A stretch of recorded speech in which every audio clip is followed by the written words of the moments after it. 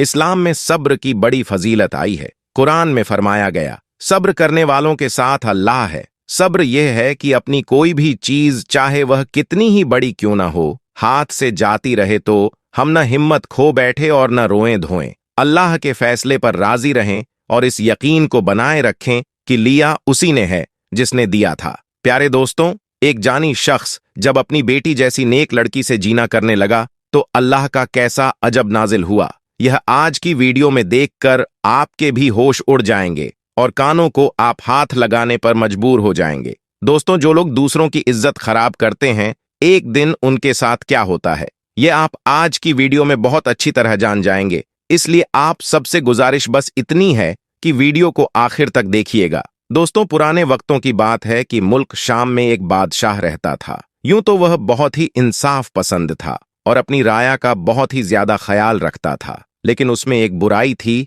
कि वह जब भी कोई जवान और खूबसूरत लड़की को देख लेता तो उसको उठवाकर अपने महल में ले आता और एक रात उसके साथ गुजारने के बाद उसे छोड़ देता। ऐसा करने से उसकी ख्वाहिश तो पूरी हो जाती थी, लेकिन उस लड़की की जिंदगी खराब हो जाती। बादशाह का शिकार बनने वाली ज्यादातर लड़कियां जिंदगी भर के लिए या तो सहनी मारिजा बन जाती थी या फिर अपनी जिंदगी खुद ही खत्म कर लेती थी। और इसके पीछे वजह यह थी कि बादशाह ताकत के लिए खास किस्म की दवाई इस्तेमाल करता था और उस लड़की का, जिसमें भी वह दवाई असर कर जाती थी, जिसका नतीजा कुछ ही दिनों में बहुत ही तबाह को निकलता था, लेकिन बादशाह पर इस दवाई का कोई बुरा असर नहीं होता था क्योंकि वह इस दवाई का आदी हो चुका था। अगर बादशाह अपनी इस बुरी आदत से बहुत ज्यादा बेजार भी था, लेकिन वह मजबूर था और चाहकर भी यह काम नहीं छोड़ सकता था। जिस दिन उसको लड़की नहीं मिलती थी, उस दिन उसकी तबीयत बहुत ही ज्यादा बिगड़ जाती थी। बादशाह ने इस काम के लिए अपने खास वजीर की ड्यूटी लगाई हुई थी कि वह रोजाना शाम को घोड़े पर बैठकर शहर के बाजारों में निकल जाता और चुन चुनकर खूबसूरत लड़कियां पसंद करता था और उनके घर वालों को मुंह मांगी रकम देकर लड़कियां खरीद लेता। फिर तमाम लड़कियों बादशाह के सामने पेश करता और जो भी लड़की बादशाह को पसंद आ जाती, बादशाह के साथ रात गुजारने के लिए मुंतकहिफ कर ले जाती और बाकी तमाम लड़कियां वापस भेज दी जाती थीं। लेकिन वापस भेजने से पहले वजीर उन लड़कियों को अपने कमरे में ले जाता था और एक एक पाई उनके जिस्म से वसूल करता था। यूं समझ लीजिए कि एक तरफ तो बादशाह इंतहा रहमदिल और नेक इंसान था और दूसरी तरफ को अपनी फितरत से मजबूर होकर राया की लड़कियों को बर्बाद कर रहा था। लोग इतनी दौलत देखकर खामोशी से अपनी बेटी बादशाह को पेश कर देते थे और कोई अगर शख्स अपनी बहन या बेटी देने से इनकार करता था तो वजीर अपने सिपाही बुलाकर जबरदस्ती लड़की को उठाकर महल में ले जाता था। उस वक्त मजीद गुजरा तो बादशाह का एहसास नदामत हद से बढ़ गया। उसका ज़मीर उसे बरवक्त मुलामत करता और बुराई से रोकता था। कई बार बादशाह ने खुद से वादा भी किया कि वह आज के बाद ऐसा गलत काम नहीं करेगा, लेकिन अगले दिन जब वजीर उसके सामने हसीन लड़कियां लेकर आता था तो बादशाह अपना वादा भूल जाता और फिर से वही गुनाह करना शुरू कर देता।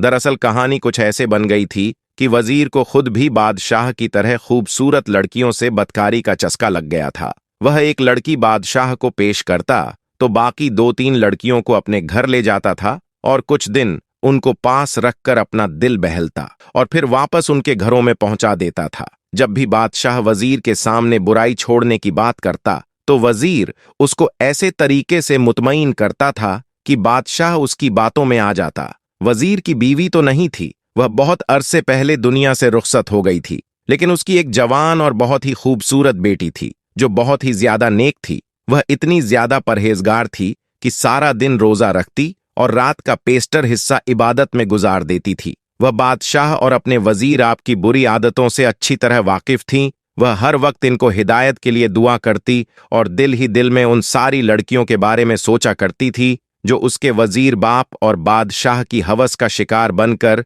अपनी जिंदगियां बर्बाद कर बैठी थीं।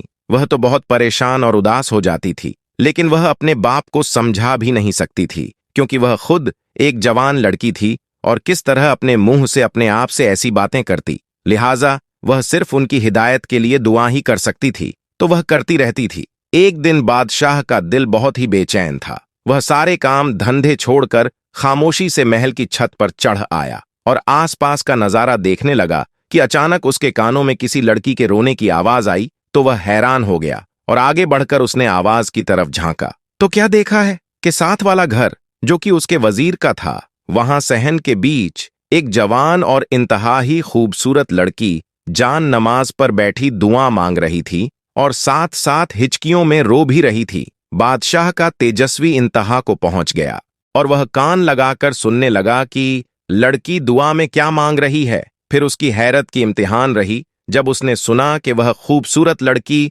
रो रो कर उसके और अपने बाप के लिए हिदायत की दुआ मांग रही थी। बादशाह उस लड़के की दुआ सुनने में इतना मुश्किल हो गया कि उसे पता ही नहीं चला कि वह भी हिचकियों में रोने लग गया। उसका दिल पलट चुका था और उसने वहां खड़े खड़े सच्चे दिल से तौबा कर ली थी और दिल में इरादा कर लिया था कि वह आज के बाद किसी भी लड़की के साथ गुनाह नहीं करेगा, चाहे वह मर ही क्यों न जाए। वह कबूलियत की घड़ी थी, शायद कि उसकी दुआ कबूल हो गई। फिर उस लड़के ने जा नमाज समेट ली और उठकर कमरे में चली गई। बादशाह यह तो जानता था कि यह घर उसके वजीर का है, लेकिन उसको यह नहीं पता था कि वह खूबसूरत लड़के कौन है जो रो रो कर उसकी हिदायत के लिए दुआ कर रही थी। बादशाह ने फातिमा को बुलाया और उस लड़की का हुलिया बताकर उसके बारे में पूछने लगा। फिर फातिमा ने जवाब दिया, हुजूर, यह तो आपके वजीर की इकलौती बेटी है जो इंतहाई इबादत गुर्जर है। बादशाह को मजीद को जानने की जरूरत नहीं थी क्योंकि वह अपनी आंखों से सब कुछ देख चुका था।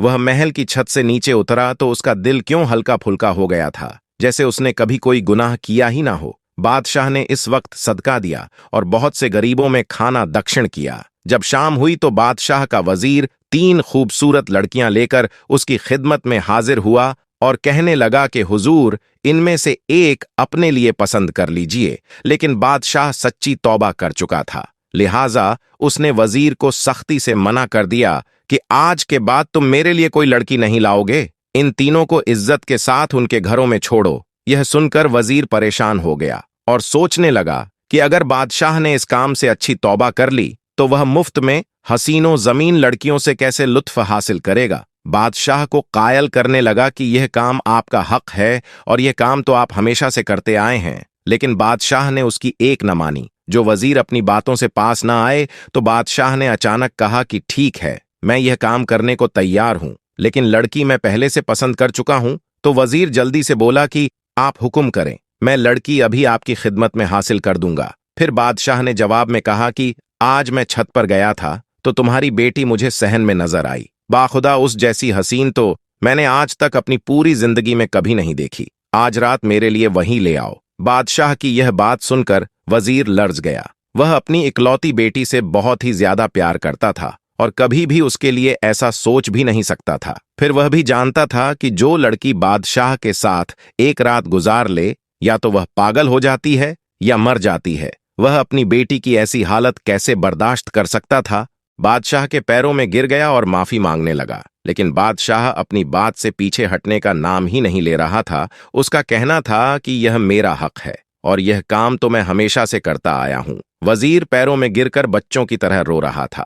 फिर बादशाह कहने लगा, मुझसे एक वादा करो कि आज के बाद किसी और भी लड़की को परेशान नहीं करोगे और ना ही मुझे ऐसा गुनाह करने पर कायल करोगे। वजीर ने फौरन वादा कर लिया और बादशाह से कहा कि वह सच्चे दिल से तौबा भी कर चुका है। फिर बादशाह ने उसे उठाकर अपने सीने से लगा लिया। प्यारे दोस्तों, इस तरह एक नेक लड़की की दुआ ने यह कर दिखाया कि दोनों गुनाहों से तौबा कर गए और सच्चे दिल से अल्लाह की तरफ राजिब हो गए, नेक रक्षके पर लग गए। प्यारे दोस्तों, अगर आपको वीडियो पसंद आई हो तो इसे लाइक कीजिएगा, कमेंट सेक्शन में अपनी राय दीजिएगा, दोस्तों में शेयर कीजिएगा। जाते जाते एक बार फिर कंफर्म कर लें कि आपने हमारा चैनल सब्सक्राइब कर रखा है। अगर नहीं तो फौरन सब्सक्राइब करते हुए बेल आइकन को क्लिक कर लें ताकि हमारे आने वाली वीडियो का नोटिफिकेशन आपको मिलता रहे। अपना ख्याल रखें और उनका आने वाली वीडियो में आपसे दोबारा मुलाकात होगी। तब तक के लिए अल्लाह हाफिज।